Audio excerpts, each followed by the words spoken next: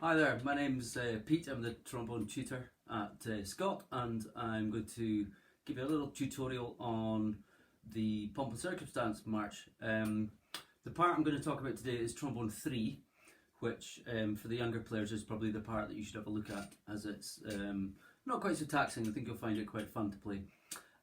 So let's have a look. Hopefully you've got a part in front of you, so I'll just talk you through some of the bits, give you a few hints and tips on how to approach this, how to play it, things to look out for. So if we have a look at the beginning, the first thing you need to notice is that it's in a sharp key, which for the trombone is quite a tricky thing. It's not something that we do in the earlier grades. You have a D major in a grade 2, but G major, a little bit more tricky. We tend to keep away from this key because it uses all the notes that we don't really like in the trombone, F sharps, B naturals. There's no B flats, there's no E flats, so you've got to be really quite aware of the key. So the first thing I would do is just to go through each of the lines and highlight a few of these awkward kind of notes. For example, when you get to figure B, that's an E in position 2. We're naturally drawn towards third position when we see that note, so that's things to watch out for. And then in the fourth bar of the second line, the low note there is a B natural, which is in 7th position, so I can imagine that quite a few of the younger ones won't actually manage to reach that position. So what I would do in that bar there, this is 18, 19, 20, bar 21, bar 22, 23, is if you can work out the note names, which is B, A sharp, which is a B flat, A natural G, and then low F sharp, if you play them up an octave. So I would draw in the positions above that.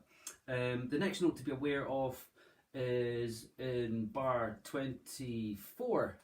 The high note, that's a B natural, position 4. It's like a G, but one note higher.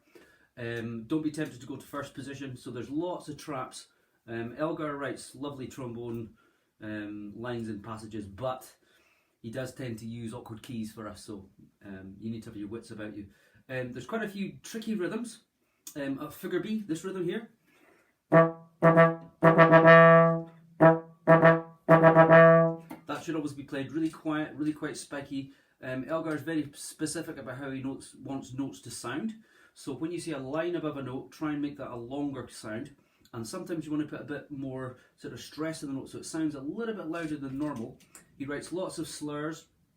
For example, the bar before figure C, we've got that big leap, the 2 octave Ds. That's another place. If you can't do that, just play 2 Ds. Any high notes that you find you can't play, just change the pitch. So for example, bar 3, you've got a low G. If you can't play low G, just play another G, the same as the first 3 notes of the piece. So a quick scan through. We've talked about B, figure C. Moving on to D, again watch out for your F sharps. Sforzando, the SF under the second note in figure D. This is a note that a feature that Elgar uses a lot with the little hat, the V accent above the note, and sforzando. So we really want to make that note stand out, something like this. And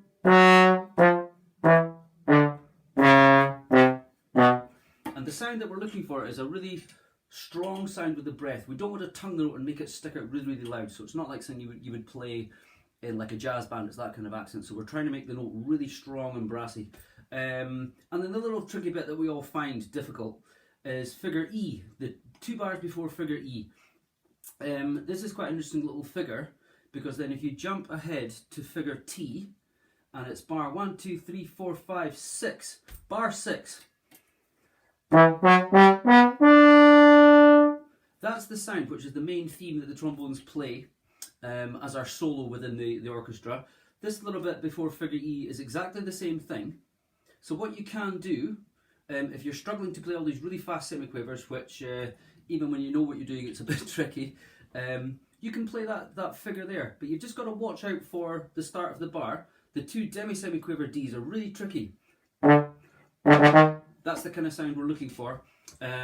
Because we're playing at fortissimo, it's very, very loud. You might find that things get a little bit slower, so always watch your conductor there. So the way I would practice the bar before E, I would do it a bar at a time, a note at a time. So this kind of thing. Set your speed up and just add 1 note at a time. So this is 2 bars before E. And then I would try it again, but I would add the next note. So that's D sharp onto E, and again, if you want to write in your positions, which are, these are the semiquavers, 3, 2, E sharp, very weird note. First position, so that's an F. So it's 3, 2, 1, 5, 4, 3, 5, 4, 2, 4, 3, and then the D at the top. So again, just take your time with it.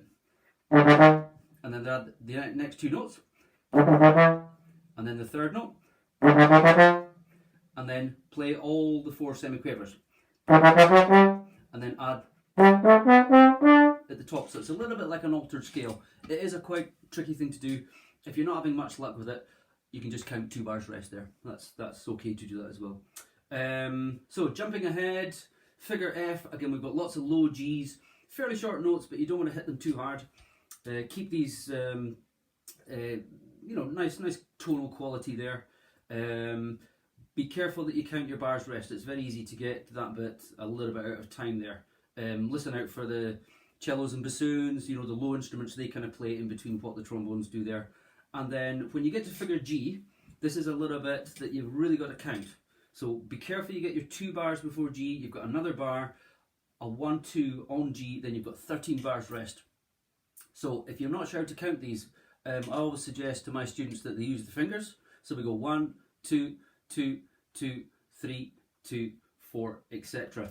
The little bit at H always feels like it's in the wrong place. It doesn't sound like it should be there, but it is, so you just have to trust yourself.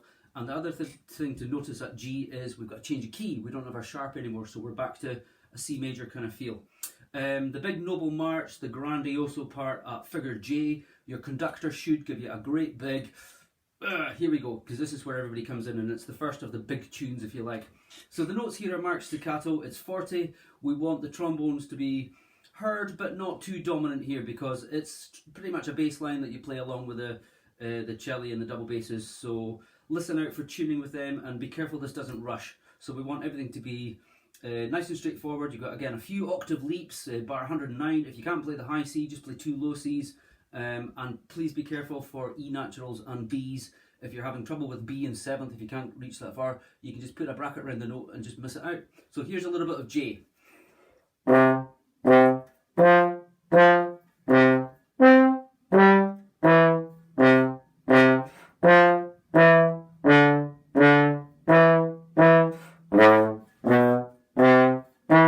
Etc, etc. And again, the accented notes, we want them to have a little bit of weight. We don't want them to be too shouty or too aggressive. You'll notice that under bar 109 there's a word there, and that just means keep playing your notes in a slightly staccato kind of feel. The tune carries on there. It's very easy for that to rush, so keep your eyes on your conductor. 8 bar rest at figure M. Back to the key of G, so put a circle round your sharp there. This is pretty much a repeat of what you've done on the first page, and then there's not a lot of difference there. Till you get to figure S. Grandiose is pretty much like the style of figure K. You've got the same kind of notes, and then the best bit in the whole piece that we really like is the big tune at figure T. So this is where you've got to practice playing with a really big loud sound, use lots of breath, and listen to your tone quality. You don't want it to be too shouty. One other thing that trombones are very guilty of is playing down this way. So when you get a big solo here, keep your slide up, trying to play into space. So something like this.